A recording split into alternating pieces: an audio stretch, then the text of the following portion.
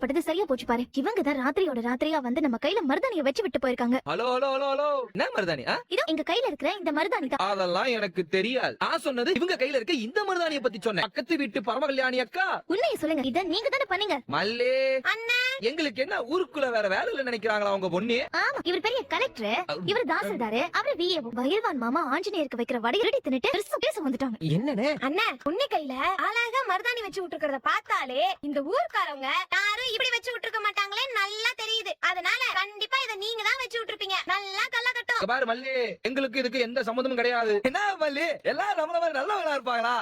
நீங்க அசந்த நேரமா பார்த்து உங்க கழுத்துல இருக்கிறது காதுல இருக்கிறதெல்லாம் புடிங்கிட்டு போயிராம அப்புறம் என் மாமனார் தோட்டத்துக்கு காவலுக்கு போற மாதிரி டிராக உங்களுக்கு காவலுக்கு வர வேண்டியதா இருக்கும். உங்களை எல்லாம் ஒண்ணும் நாங்க காவலுக்கு கூப்பிடல. எங்களுக்கு பாத்துக்க தெரியும். ஹலோ ஹலோ, நீங்க சொல்றது எனக்கே கேக்குது.